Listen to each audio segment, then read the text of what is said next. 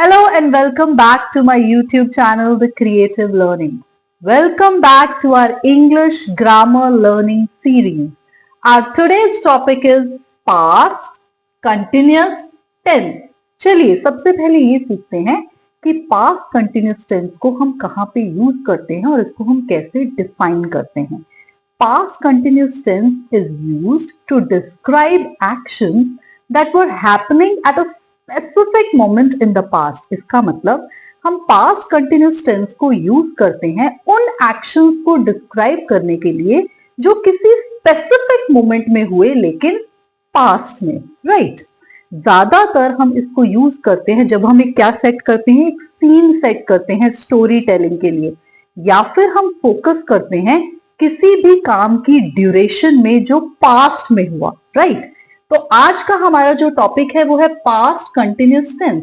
But जैसे आप जानते हैं कि हम जो लर्निंग करते हैं वो फन वे में करते हैं, तो सबसे पहले हम अपने पास्ट कंटिन्यूअस टेंस को क्या बनाएंगे, म्यूजिकल. ध्यान से सुनिएगा. I was watching YouTube all night and by morning my eyes were sore. I was scrolling through YouTube last night. The videos were loading, the screen was bright. The clock was ticking, the clock was ticking. I was laughing but I was learning. Time was flying, my eyes were sore. Yet I was clicking just one more. Yes, all these sentences are in past continuous tense. So let's get started. सबसे पहले हम सीखेंगे इसका structure. देखिए structure में क्या है, simple सा स्ट्रक्चर है बट ध्यान से समझिएगा. सबसे पहले आता है सब्जेक्ट, देन क्योंकि ये पास्ट टेंस है, देखिए प्रेजेंट कंटिन्यूअस टेंस में हम इज, एम, आर वर्ब की base form plus I N G use करते हैं.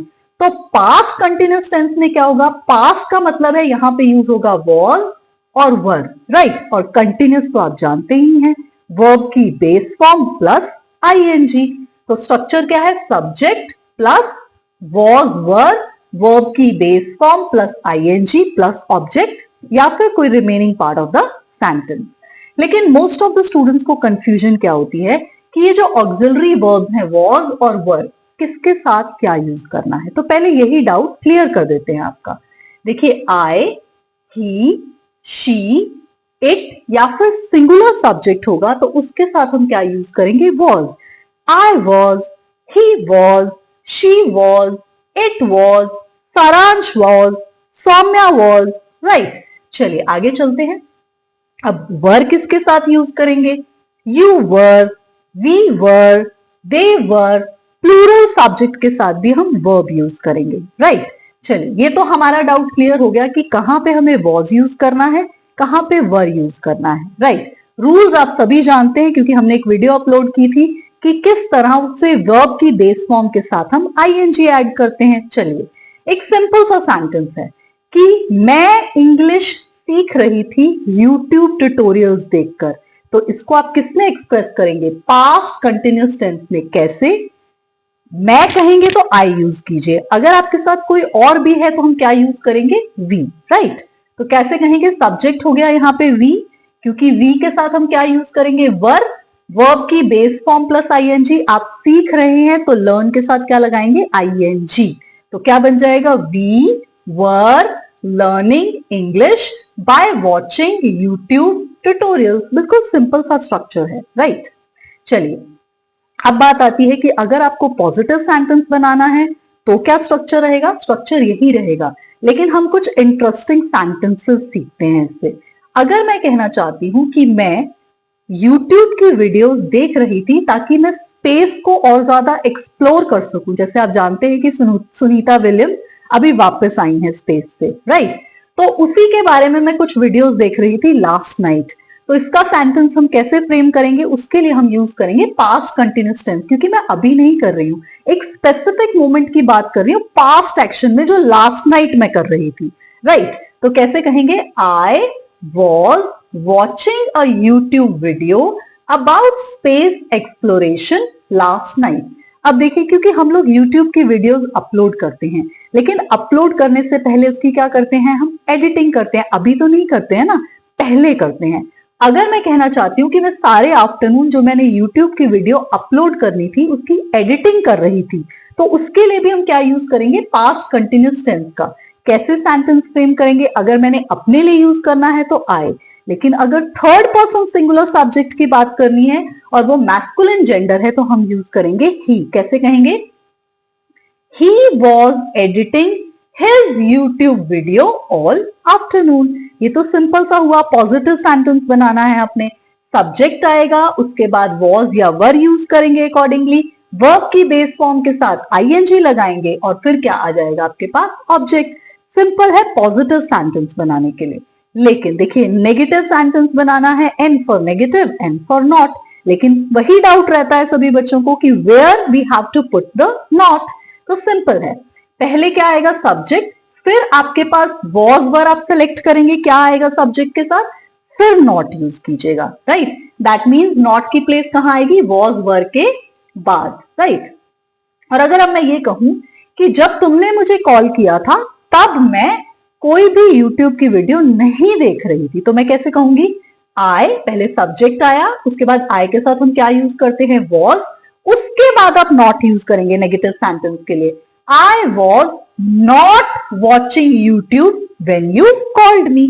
उसी तरह से अगर मैं कहना चाहती हूं कि मैं किसी तरह की कोई एडिटिंग नहीं कर रही थी यूट्यूब वीडियो की मॉर्निंग में, तो कैसे कहेंगे, आई या ही अकॉर्डिंगली यूज कर सकते हैं आप सब्जेक्ट प्रोनाउन, ही wasn't। देखिए यहाँ पे कॉन्ट्रैक्शन का यूज होता है, मैंने पहले भी बताया था कि जब नॉट आ जाता है तो हम क्या करते हैं, फर्स्ट वर्ड आपका एज इट इज रह जाता है और सेकंड में से हमारे पास एन ओ को ऑमिट किया, उसकी प्लेस पे अपॉस्ट्रोफ टी, तो क्या हो जाएगा, ही wasn't editing his YouTube video in the morning।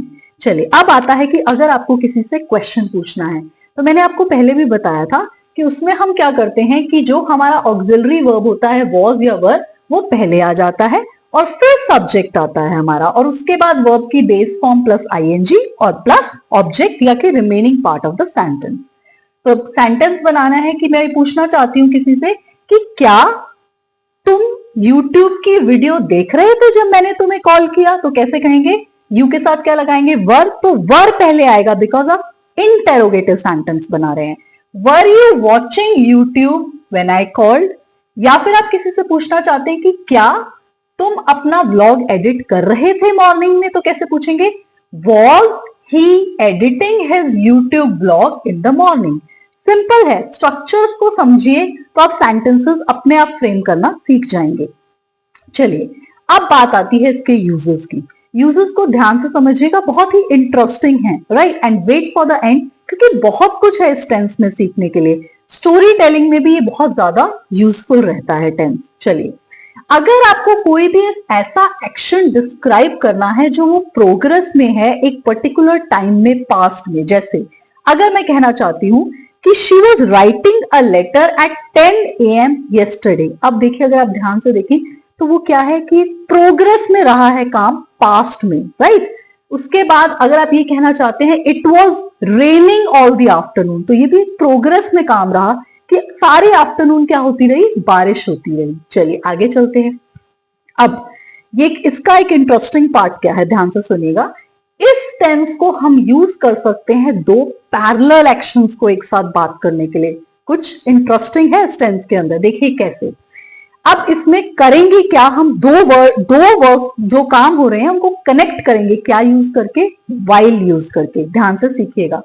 अब मैं कहना चाहती हूं कि वो कुकिंग कर रही थी जबकि दूसरा क्या कर रहा था, रीडिंग कर रहा था, तो कैसे सेंटेंसेस को कनेक्ट करेंगे, दो पैरेलल एक्शंस हैं, एक कुकिंग है और दूसरा क्या है, रीडिंग है, तो कैसे कनेक्ट होंगे, she was cooking while he was reading. कोई जरूरी नहीं है कि आपको वाइल को बीच में यूज करना है, आप सेंटेंस के बिगिनिंग में भी यूज कर सकते हैं। चलिए एक और सेंटेंस देखते हैं कि मैं कहना चाहती हूं कि मैं तो म्यूजिक सुन रही थी और वो बुक पढ़ रही थी, तो कैसे कहेंगे, while I was reading, while I was listening music she was reading a book.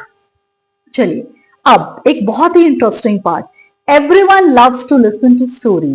जब स्टोरीज होती है ना, उनका एक बैकग्राउंड सेट किया जाता है ताकि स्टोरीज को बहुत ही इंटरेस्टिंग, एंगेजिंग बनाया जा सके स्टूडेंट्स के लिए, किड्स के लिए। तो उसके लिए भी हम क्या यूज करते हैं, पास्ट कंटिन्यूस टेंस का। जैसे अब मान लीजिए मुझे एक सेटअप क्रिएट करना है, इंटरेस्टिंग सा विजुअलाइजेशन करनी है किसी भी चीज की। जैसे मैं कहना चाहती हूँ the sun was shining and the birds were flying, तो ये मैंने एक बैकग्राउंड सेट किया है स्टोरी का। उसके लिए भी मैंने किसका यूज किया है, पास्ट कंटिन्यूस टेंस का। चलिए आगे चलते हैं। अब कई बार क्या होता है, आप आई होप आप समझते होंगे कि इंटरप्शन क्या होती है। कोई काम चल रहा है, उस काम में आके अगर आप कुछ इंटरफेयर करते हैं तो वो काम अफेक्ट होता है, तो उसको कहा जाता है इंटरप्टेड एक्शन। तो उसके लिए भी हम क्या यूज करते हैं, पास्ट कंटिन्यूस टेंस का। जैसे मैं कहना चाहती हूं कि मैं तो लेटर लिख रही थी जब पोस्टमैन ने क्या किया, डोर पे नॉक किया। ऑब्वियसली जब आप लेटर लिख रहे हैं और बाहर बेल होती है या पोस्टमैन डोर को नॉक करेगा, तो आप अपने काम से हटेंगे, आप उस काम को कंटिन्यू नहीं कर सकते। तो आपका एक्शन क्या हुआ, इंटरप्ट हुआ। उसके लिए भी हम क्या यूज करते हैं, पास्ट कंटिन्यूस टेंस का। ठीक है, चलिए अब आगे चलते हैं। कुछ एक्शंस होते हैं बहुत ही रिपीटेड होते हैं, राइट। रिपीटेड कैसे कि बार बार होते हैं। अब कुछ लोगों की क्या आदत होती है, वो कंटिन्यूसली ना ग्रम्बल करते हैं। ग्रम्बल भी आपकी वोकैबुलरी में एक नया वर्ड ऐड होने जा रहा है, आप इसको यूज कर सकते हैं। देखिए क्या होता है कि कुछ लोगों की हैबिट होती है, वो कंटिन्यूसली कंप्लेन करते हैं हर चीज के लिए कि this is not right, this is not correct, right, you are not doing it properly. तो इसके लिए भी हम क्या यूज करते हैं, उसमें ज्यादातर क्या होता है, किसी को इरिटेशन हो रही होती है, उसको अनॉयंस हो रही होती है उस एक्शन से। तो उसके लिए भी हम क्या यूज करते हैं, पास्ट कंटिन्यूस टेंस का। जैसे मैं कहना चाहती हूँ कि वो हमेशा ही ग्रम्बल करती रहती है, तो आप कैसे कहेंगे, शी वॉज ऑलवेज ग्रम्बलिंग। अब यहाँ पे कुछ की वर्ड्स हैं, ध्यान से सुनिएगा। ऑलवेज, कॉन्स्टेंटली, मतलब रेपिटेडली करना किसी चीज को। तो उसके लिए भी हम पास्ट कंटिन्यूस टेंस का यूज करते हैं। बहुत ही एक इंटरेस्टिंग टेंस है और मैं आपसे रिक्वेस्ट करूंगी कि इस टेंस को आप प्रैक्टिस कीजिए। This will improve your creative writing skills also. I hope you must have enjoyed this video and drop a comment in the comment box if you have any feedback. Thank you so much for watching the video. Don't forget to subscribe to my YouTube channel, The Creative Learning. Happy learning. Bye.